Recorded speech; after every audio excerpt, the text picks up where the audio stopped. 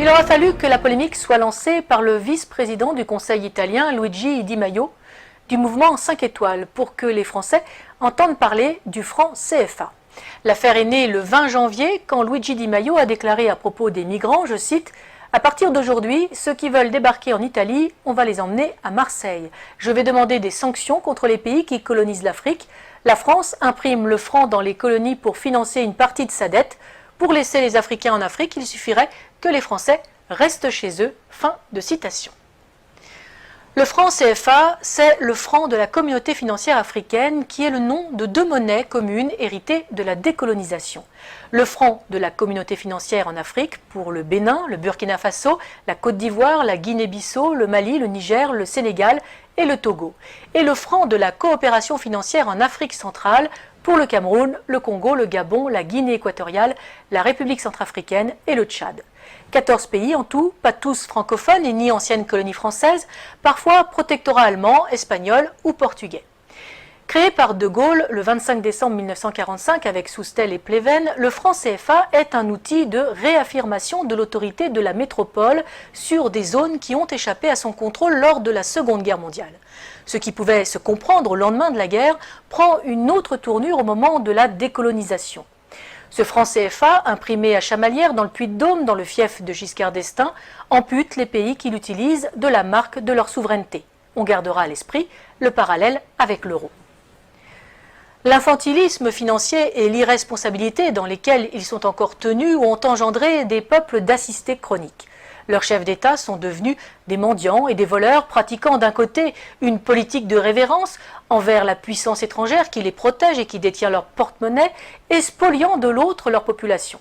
Sans entrer dans les détails techniques d'un système complexe, il faut savoir que la quantité de monnaie délivrée à chacun des pays africains de la zone franc est contingentée et, dans l'absolu, la France peut à tout moment diminuer ou arrêter sa livraison de billets, comme elle peut prendre la décision de dévaluer cette monnaie. Ce qu'elle fit en 1994 avec le FMI et les États-Unis, générant des conséquences très dures pour les États et les populations d'Afrique.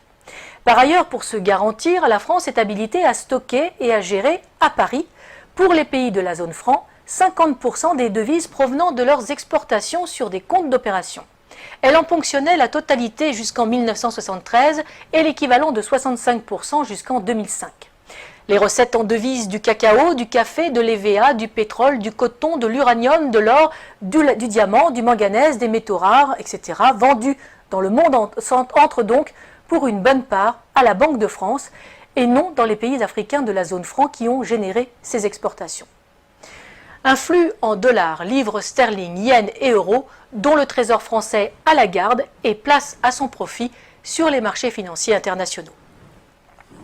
Autre confiscation très avantageuse pour la France, le dépôt de l'or africain dans nos coffres qui vient garantir ce franc CFA et qui s'ajoute aux réserves d'or de l'État français, nous permettant de figurer en bon rang parmi les États occidentaux dont les réserves d'or sont les plus élevées. Après les États-Unis, 8100 tonnes, l'Allemagne, 3400 tonnes, le FMI, 2800 tonnes et l'Italie, 2450 tonnes et devant la Russie, 2000 tonnes. Un avantage non négligeable en période de crise. Un bon moyen, par exemple, de rassurer les agences de notation et les marchés auxquels la France emprunte de quoi boucler son budget. Enfin, le franc CFA constitue avant tout un levier politique qui permet une ingérence directe dans les affaires d'un pays. Il a suffi au gouvernement de Sarkozy de couper les robinets de la Banque centrale d'Afrique de l'Ouest et de fermer les banques filiales de banques françaises en Côte d'Ivoire pour mettre Laurent Gbagbo en difficulté. Nous aurons d'ailleurs l'occasion de revenir sur le cas de la Côte d'Ivoire et de son président légitime, Laurent Gbagbo, dans une prochaine édition. En vérité, le franc CFA n'est pas un vestige de la colonisation, c'est une privatisation de la colonisation. Elle permet à nos dirigeants de corrompre les élites africaines, d'imposer la présence des multinationales comme Areva, Total ou Bouygues dans des marchés publics africains avec des fonds publics mais des bénéfices très privés. Et les pertes parfois magistrales, comme pour Areva, que nous avons déjà évoquées sur ce même plateau, si elles sont bien à la charge des contribuables français, n'empêchent en rien le versement de commissions bien juteuses.